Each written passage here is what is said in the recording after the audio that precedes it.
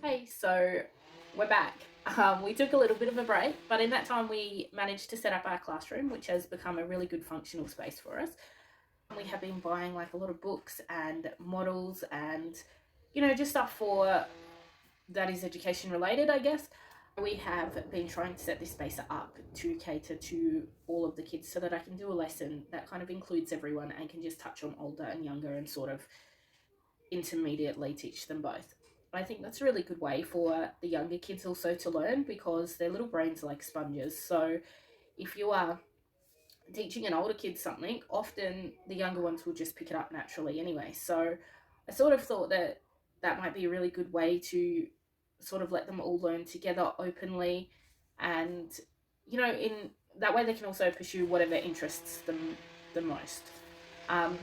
So anyway, our first haul is, I thought I would show you our Kmart book haul. We've also bought books from Target and Big W and Amazon. As yet, we're not looking at any grade-specific books because at this stage of our homeschooling journey, we're going to start with following the school curriculum.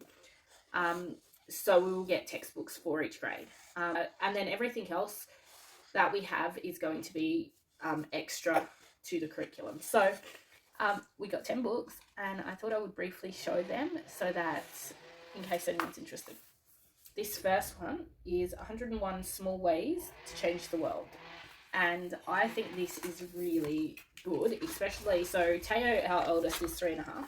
And I think that this one was really good because it's really based, well, at a level that's at his understanding now, but also could last for quite some years. So it's got things that you could do to help at school.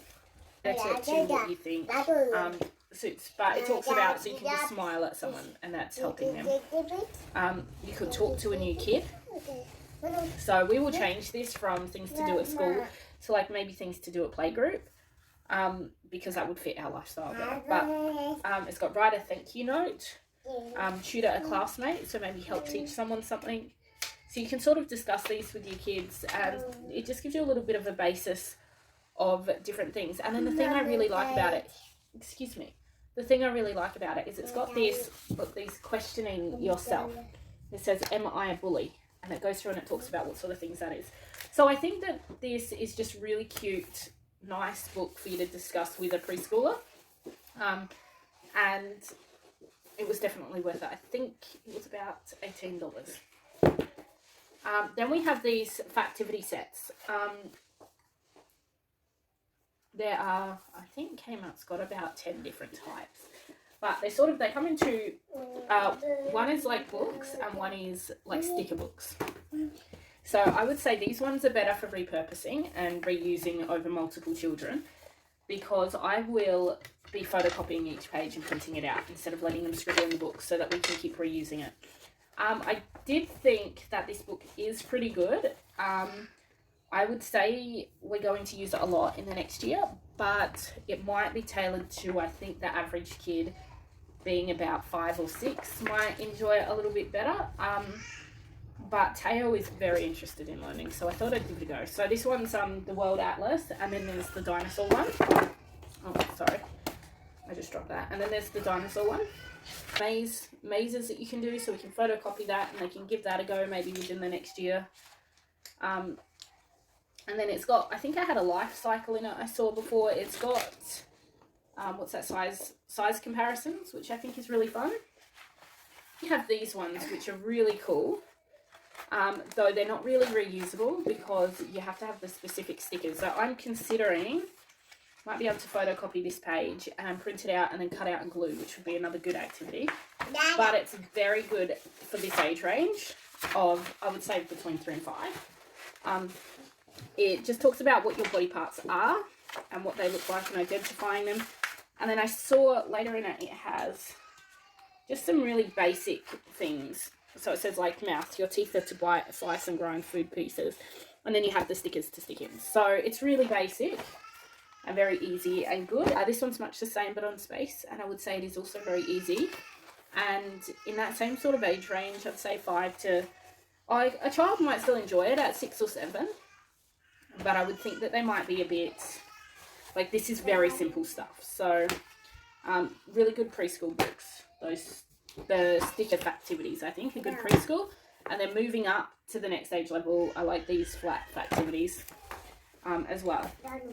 And then I got these because I think the most important thing to do when you're teaching your kids is to just be exciting and show them new things. Because I know when I think back to what I learned as a kid, it's the things that you remember are like the really weird things or the cool things. And they sort of just stick in your head a bit better and you remember them. So I got these ones and they're flip open. Hang on, see, it flips through.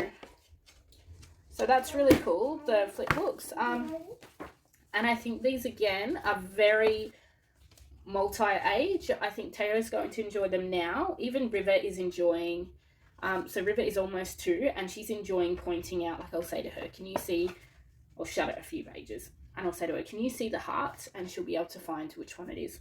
And then it's got the different bones and the vein structure, and there's a lot to talk about in this book. And I think it can very well last from ages 2 to 10. I think there's things that you could take out of this book for a lot of age groups. So they're very good.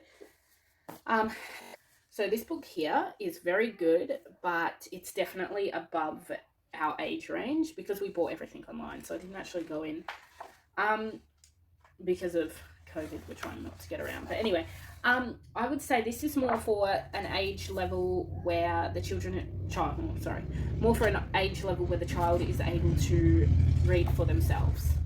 I think they'll get more out of it because it's lots of intricate little, just like single facts, a lot of it. So I think that's something that definitely the child's going to want to do on their own. And finally, we got these, which are absolutely gorgeous books, the Animal Atlas and the Dinosaur Atlas. And they're just a really nice book because, see, they've got that matte and glossy look. So they're a nice looking book, but also it's very factual. It's got lots of fold out bits, which I think the kids find extremely exciting when they are on every page. We just haven't filled them up yet. So this is sort of something that we can pick out an animal and do a bit of research on them. And it's sort of a good place for them to just get a variety of animals that maybe they haven't heard of or seen yet. It's much the same as the animal one. It's just all dinosaurs though. It has some life-size scaling in it. It's got a giant tooth. There's a head that is apparently life-size. Yeah?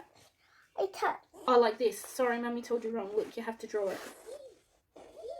Alright, you do the M's because I know you know an M. You did it! Very good. Yeah, so these are really nice books, and the fact that they're flip books, I think when the kids particularly get to about 5, that's going to start being very interesting for them. So, all in all, 9 books. I think all of the books were 20 each. They were just under 20. Except for these activities, which I think were about 8 each. And that worked out really well, actually, because my mum bought my kids a present. And she happened to buy these ones. So now they all have 1 each, which is really good. So, yeah, that's everything. Quickly, how cute. I'll just show you guys. How cute is this little desk we got for them? So, it's a little old desk and it's just perfect. So, we're going to look for another one to put in this big blank space because that's really cool. And that's all. We will do more reviews as they come through. Gotta go. Bye.